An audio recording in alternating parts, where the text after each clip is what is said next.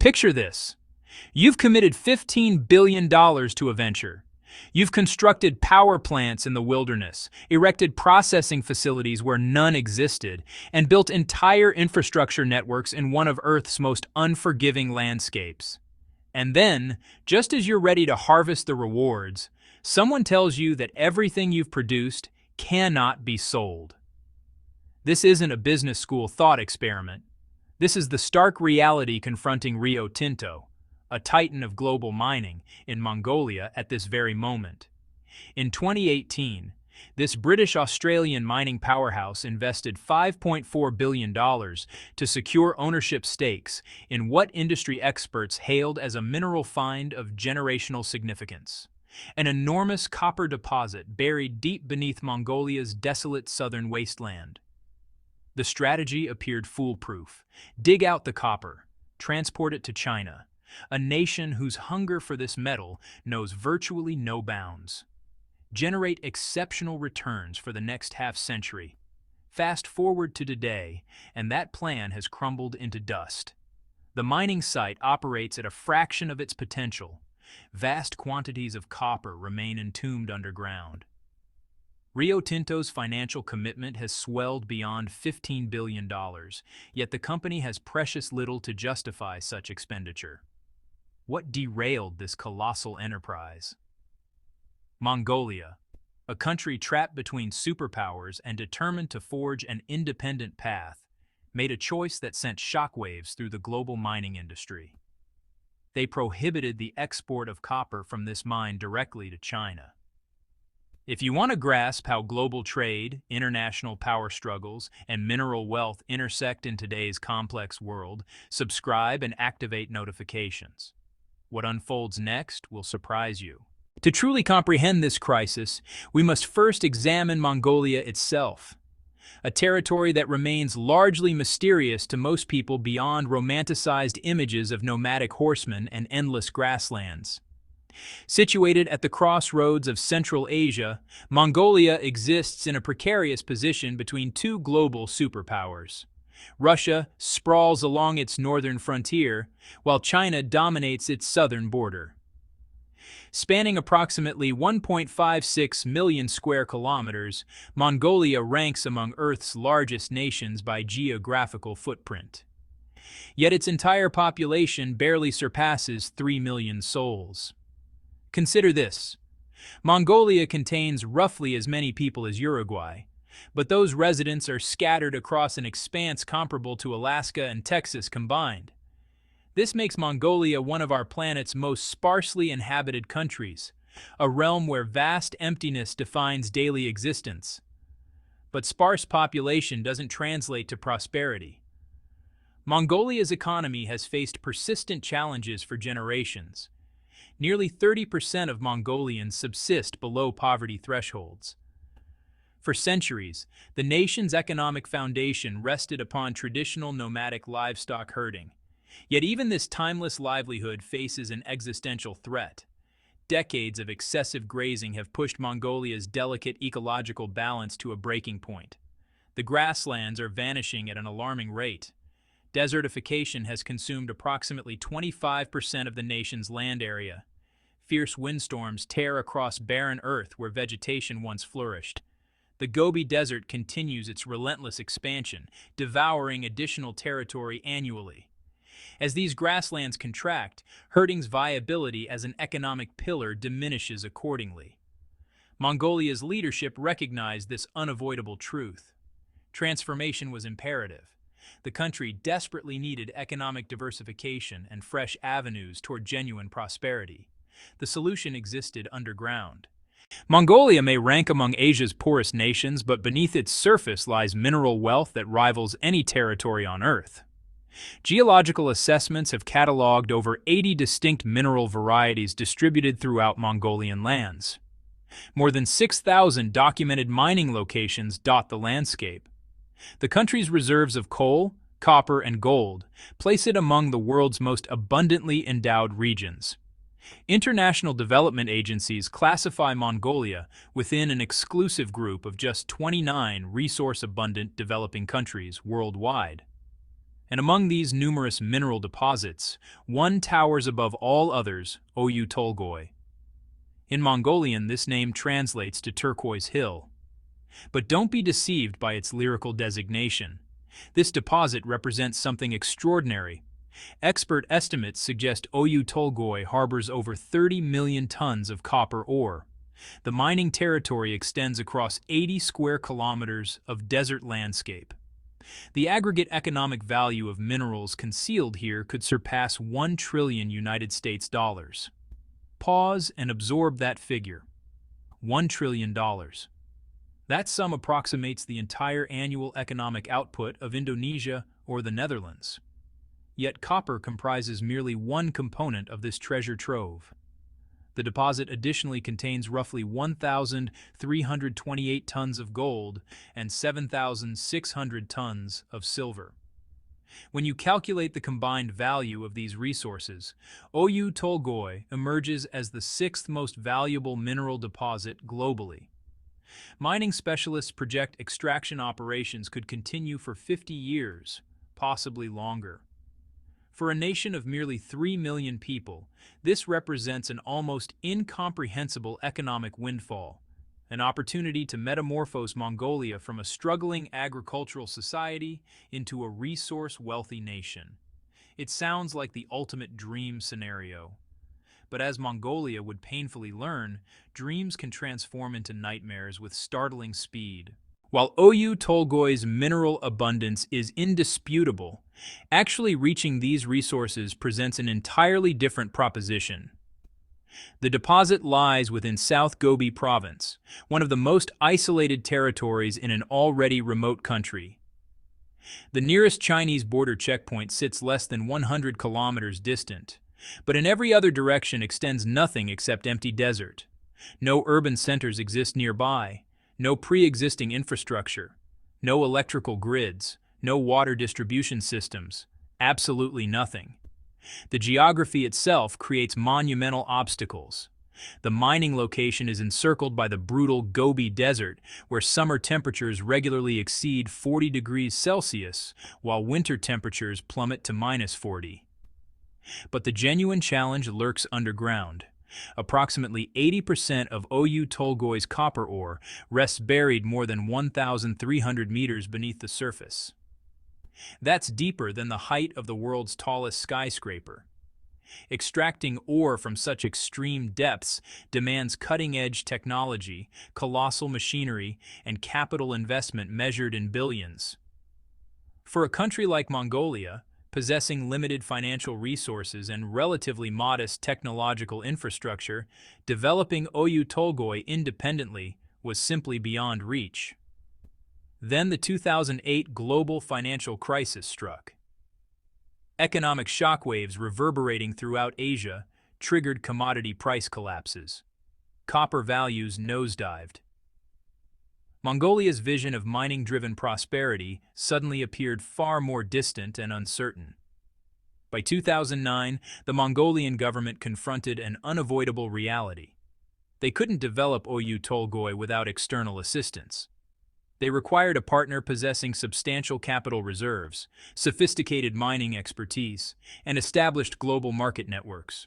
The partner nobody expected. When Mongolia announced its readiness to sell development rights for Oyu Tolgoi, virtually every industry analyst assumed they knew the inevitable buyer: China. The reasoning appeared airtight. China represents Mongolia's dominant trading partner and closest neighbor.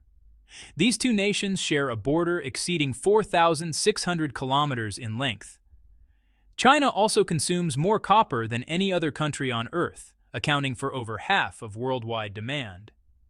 Chinese manufacturers utilize copper for countless applications: electrical wiring, electronics, construction materials, and far more. The nation's appetite for this metal appears virtually insatiable. From a practical logistics standpoint, the geography couldn't be more favorable.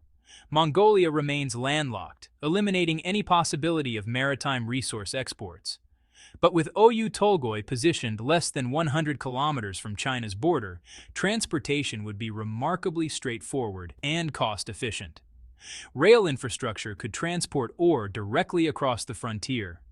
For Mongolia, selling to China seemed like the obvious path forward. For China, acquiring Oyu Tolgoi would secure a critical resource situated literally on its doorstep. But Mongolia refused. The Mongolian government's public rationale centered on what officials termed maintaining equilibrium in Sino-Russian relations. Mongolia, they insisted, needed to prevent excessive dependence on either neighboring superpower. Granting China control over their most precious mineral asset would fundamentally disrupt that delicate balance. Whether this explanation reveals the complete truth remains debatable. But the decision stood firm. China was excluded. Enter Rio Tinto. A mining giant makes its move. Rio Tinto possesses extensive experience executing complex mining ventures in hostile environments. As one of the planet's 3 largest iron ore producers, this Anglo-Australian corporation manages mines across 6 continents. They've navigated remote locations, challenging geological conditions, and complicated political landscapes numerous times before. When the opportunity to acquire Oyu Tolgoi shares materialized, Rio Tinto acted decisively. In 2010, they completed an agreement purchasing 49% of the project for $5.4 billion. The Mongolian government retained 51% ownership, preserving majority control. For Rio Tinto, this investment represented perfect strategic alignment. They would obtain access to one of Earth's largest undeveloped copper reserves. And crucially, they would establish a direct supply corridor into the Chinese market, the engine driving global copper consumption. Construction commenced in August 2010. Rio Tinto deployed thousands of workers, shipped specialized equipment, and began the monumental undertaking of constructing a mine where civilization essentially didn't exist. Roads required construction from scratch. Water sources needed identification and development. Worker housing had to be erected in complete wilderness. By 2013, the inaugural copper concentrate shipment crossed into Chinese territory. It appeared to mark the beginning of a lucrative and enduring partnership. But troubling indicators were already emerging. Escalating demands. 5 years after that first copper shipment, in 2018, the Mongolian government presented Rio Tinto with a series of unprecedented requirements that fundamentally transformed the project's entire economic structure. First, Mongolia declared that Rio Tinto could no longer utilize electricity sourced from China. This created a substantial complication.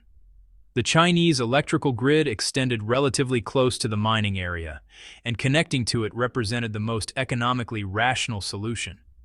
But Mongolia insisted otherwise. Rio Tinto would need to generate its own electrical power independently.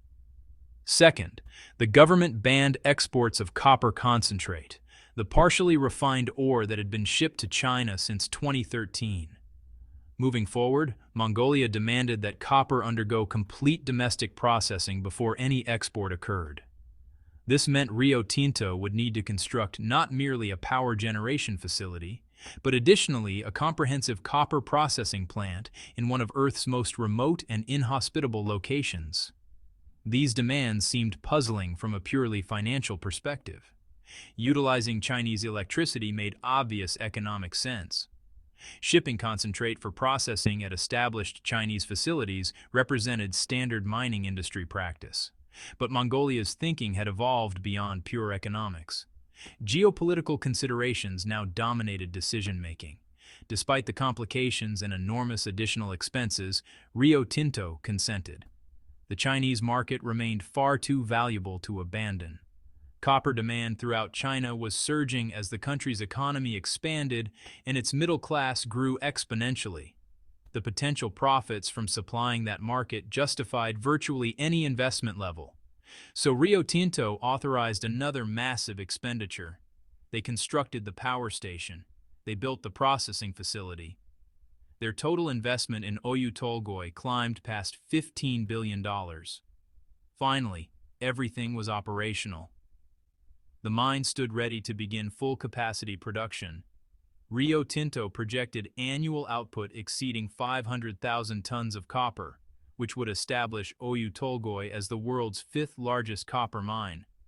Then Mongolia delivered a devastating blow. In 2024, precisely as Rio Tinto prepared to finally achieve full production capacity, the Mongolian government issued a shocking directive. Copper mined at Oyu Tolgoi could not be sold to China. The prohibition was characterized as part of Mongolia's broader alignment with United States trade policies and sanctions frameworks. As Washington intensified economic pressure on Beijing across multiple domains, Mongolia signaled its willingness to participate, even at catastrophic cost, to its own economic welfare. For Rio Tinto, this announcement proved absolutely catastrophic.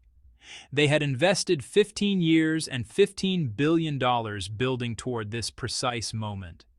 They had accommodated every Mongolian requirement, regardless of expense or complexity. They had erected infrastructure in absolute wilderness. They had trained local workforces. They had committed completely to the venture.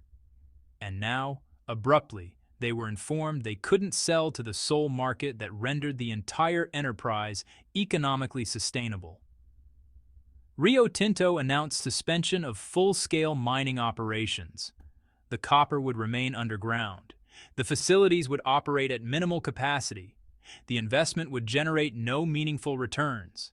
The question everyone immediately asked seemed straightforward. Why couldn't Rio Tinto simply export the copper to alternative countries? The answer lies in geography, logistics, and the harsh realities confronting landlocked nations in today's global economy. Examine a map of Mongolia, and the problem becomes instantly apparent. The country is virtually surrounded, almost completely encircled, by just two nations, China and Russia. For Mongolia to export anything to the broader world, those resources must physically transit through Chinese or Russian territory. No alternative exists. No coastline, no ports, no independent access to international shipping routes. Historically, Mongolia relied heavily upon Chinese port facilities for connecting with global markets. Tianjin Port, China's largest northern port, handled substantial Mongolian international trade. This arrangement functioned adequately when Sino-Mongolian relations remained stable. But it simultaneously created structural dependency that Mongolia's government found increasingly problematic. During the Soviet era, Mongolia maintained access to Vladivostok, the Russian port city on the Pacific coast. This provided an alternative export corridor that didn't depend entirely on Chinese cooperation. But when the Soviet Union collapsed in 1991, Mongolia lost that access. Relations with post-Soviet Russia experienced friction, and the promised alternative route never materialized. Consequently, Mongolia found itself in a strategic trap, economically bound to China, yet politically suspicious of Chinese influence. Geographically dependent on Chinese and Russian infrastructure, but ideologically seeking independence from both. This context explains Mongolia's development of what they term the third neighbor policy. Unable to physically relocate away from China and Russia, Mongolian leadership pursued a diplomatic alternative: cultivate robust relationships with distant powers to counterbalance the influence of immediate neighbors. The third neighbor concept first emerged during the 1990s. Initially, it focused almost exclusively on the United States. Mongolia sought to position itself as a democratic, pro-Western outpost at the heart of Asia, a potential partner for Washington in a region dominated by authoritarian regimes. Over time, the strategy expanded. Japan, South Korea, India, and various European nations were courted as third neighbors. Mongolia deployed peacekeeping forces to support American military operations in Iraq and Afghanistan. They hosted joint military exercises with NATO countries. They promoted themselves as a stable, resource-rich nation welcoming Western investment. The strategy achieved some successes. Mongolia secured development assistance, diplomatic support, and international recognition. But it also generated tensions with China and Russia, both of whom viewed these Western partnerships with considerable suspicion. The ban on selling Oyu Tolgoi copper to China represents the culmination of this third neighbor strategy, a clear declaration that Mongolia will sacrifice immediate economic interests for long-term geopolitical positioning. But at what price? For Rio Tinto, the situation's mathematics are utterly unforgiving. Global copper markets are intensely competitive, with prices fluctuating based on supply and demand dynamics across the entire world economy. When Rio Tinto planned the Oyu Tolgoi investment, Chinese demand was the cornerstone of the entire financial model. Without access to the Chinese market, several problems emerge immediately. First, transportation costs explode exponentially.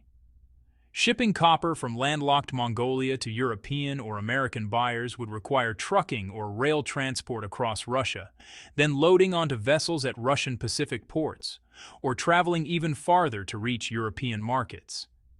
Each additional kilometer adds expense, and each border crossing adds complexity and delays. Second, market alternatives are genuinely limited. While countries like the United States, Germany, and Japan consume substantial copper, their collective demand doesn't approach China's scale. Finding buyers for 500,000 tons annually would be challenging. Finding buyers willing to pay prices that justify Mongolia's transportation costs would be nearly impossible. Third, China could potentially obstruct even those alternative export routes. Remember, Mongolia must physically transit Chinese or Russian territory to reach the outside world. If Beijing chose to apply pressure, it could complicate or delay cargo destined for third countries, rendering the entire export process so inefficient that it becomes economically unviable. This explains why Rio Tinto suspended operations. Mining copper you cannot profitably sell is worse than not mining at all. It incurs operational expenses with no revenue to offset them. Mongolia's government may have made a geopolitical statement with the export ban, but they've effectively shuttered their single largest economic development project. The ramifications extend far beyond Rio Tinto's financial statements. For Mongolia, Oyu Tolgoi represented a transformational economic opportunity. The mine was projected to contribute over 30% of the country's entire GDP at full production capacity. Tax revenues from the mine would have funded educational institutions, healthcare facilities, infrastructure improvements, and social programs nationwide. Thousands of Mongolian workers received training for mining employment. Local businesses emerged to supply the mining operation with goods and services. Regional economies throughout southern Mongolia restructured themselves around expectations of mining-driven prosperity. But now all of that remains suspended. The jobs stay unfilled. The tax revenue never materializes. The economic transformation stalls indefinitely. For Rio Tinto's investors and shareholders, the situation represents one of the most expensive strategic miscalculations in modern mining history. $15 billion committed to a project currently unable to generate returns. There's also a broader message being transmitted to international investors contemplating projects in developing nations. The Oyu Tolgoi saga demonstrates that even explicit contractual agreements, even massive capital commitments, even full compliance with host government demands, none of it guarantees stability. Geopolitics can override economics at any moment. In many ways, the Oyu Tolgoi situation echoes historical patterns that have played out across Central Asia for centuries. British imperial strategists in the 19th century called it the Great Game, the competition for influence and control across Central Asia's vast expanses. Russian and British empires maneuvered for advantage, supporting local rulers and undermining rivals in a chess match played across mountains and deserts. Today's version involves different players, but remarkably similar dynamics. China's Belt and Road Initiative seeks to bind Central Asian economies closer to Beijing through infrastructure investment. Russia leverages its historical ties and security relationships. The United States and Western nations offer democratic partnerships and access to global markets. Mongolia sits at the center of these competing influences, desperately trying to maintain independence while surrounded by giants. The Oyu Tolgoi export ban is one move in this ongoing game, a signal of where Mongolian loyalties currently lie. But games have consequences measured in billions of dollars and decades of lost economic development.